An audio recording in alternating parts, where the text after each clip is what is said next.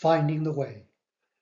This is the second chapter in the problem section, and this one is over the victim to judge road is built on past hurts and fears of what lies ahead, which is not the truth of the way. The victim to judge road is a jarring descent into pain and anxiety, akin to a wounded cub gurring at whatever crosses its path, while the way to a good spirit is a climb to the serene calm of a mama bear or papa bear of the story that so cares it is fiercely protective of its cubs, focused on each snarl and whimper. It's my anxiety, keep on trying me. It's my anxiety,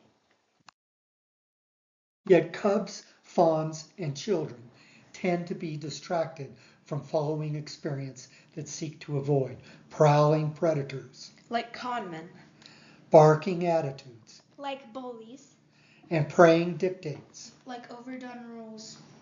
So hurts occur to the young, their reactions primordial and legitimate, which can harden into instability, insufficiency, intensity, and inadequacy that so fears not being okay. It seeks an arm to hold, a crutch of being saved, an outlook I saw loitering on Doha's bazaars and on its corniche. Scary attitudes turn angry and non-negotiable. The holy war Satan looking for a fight. So when a young woman used that tone, that anxious tone, that prove herself to God tone to evangelize one who needs it, me, I hearted into fighting whatever she had to say, including what is true, which unwittingly put me into the same jam, the same muddy waters of partisan TV, poll-driven punditry, attack ads, hate the sinner sermons, and even Sate itself sweet talk coming out of a polished facade of a con man's charm.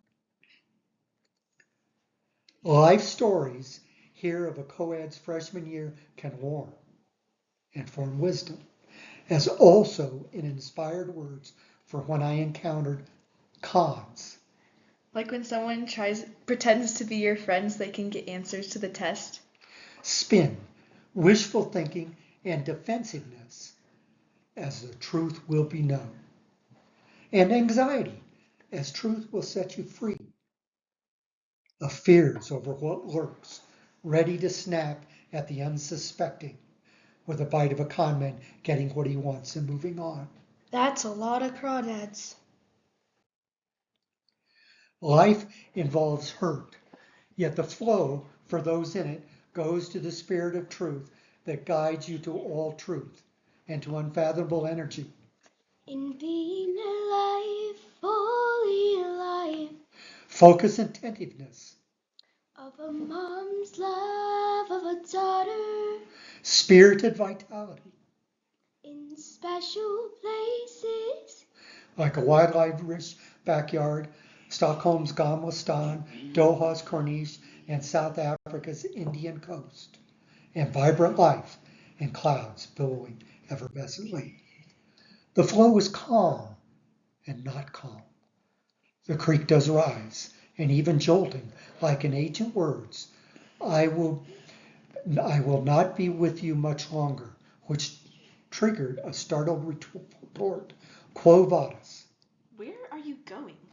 Where are you going? That over time has come to be a query of what have you taken to heart? Worries, regrets, doubts, agitation, and harbored anger sweep the affected off of the way and down the victim to judge road into a quagmire of unconfidence, shame, anxiety, bias, anger, and judgments that jam mental debris against what encounters, just as pushy condemnations jam me, which built up into a jam that spun me up, not guided me to reflect on what still bothers me that I have to release to be in life's flow. When I detect myself spun up into flame, darkness, swirling, I am to know I am going against life's flow, that unstoppable force that relentlessly flows on. The flow is all powerful, overwhelmingly even, Fighting it, like taking another's words and actions personally, sweep me into a bad way of bad beliefs and a bad spirit. That's a lot of water.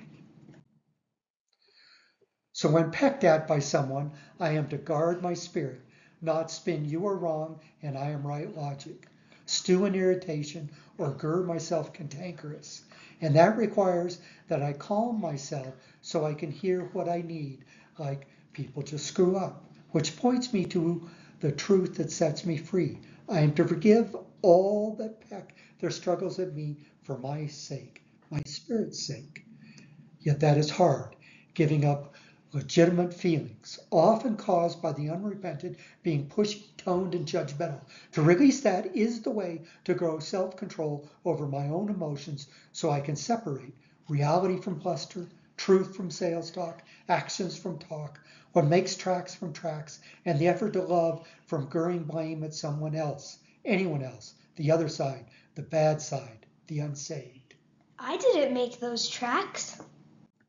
Yeah, the raccoon did. I am to give up grievances, those chips on my shoulder that let another self-focus eat at me and my garden, trees, and flowers. Can't you just shoo them away? Shoo, shoo, shoo. And my own loving retorts gur me away from gurring my spirit lovable. Realizing I too am human and act out is the light that opens me to vibrant life, being the way to navigate fretful storms. Life's light, its beauty, uplifts my spirit into awe, which can touch me whenever I am. Oh. Even encourage me to put in meaningful effort in the face. I then can tackle what is hard, me darkening, so I can lighten up and see what stalks, which, when coming out of me, endangers my spirit. During such mental storms, light can break through to call me to be engaged, active, neither victim nor bully, open to what is and to who I am, really am, on a journey where each step is straightforward. Truth a capstone, to keep my spirit strong, joyous, loving, active, resilient, and faithful, not fearful. So are you flowing to the spirit of love, or does your tone bark irritation and anxiety to you taking the victim to judge road? Quo vadis? Really, where are you going? Can you see letting something get your goat has you gurring yourself into a problem? Can you release that so you can be present, show up, and let the light of life shine into your spirit? Can you listen to words, toned and untoned, so you can find the way forward? Spins you up, but the way comes with guideposts. It requires you to listen, think, guard your spirit, and forgive those so needing change they feel called to change you.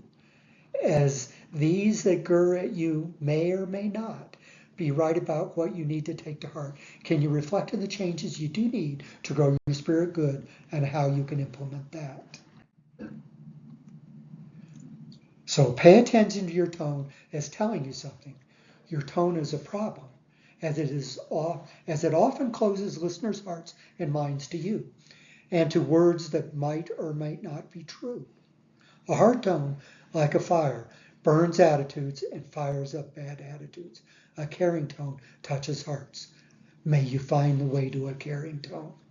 So, do you mean we're not supposed to get riled up and go with the flow? That's exactly what I'm saying. Detect when you're riled up And release all your anxiety.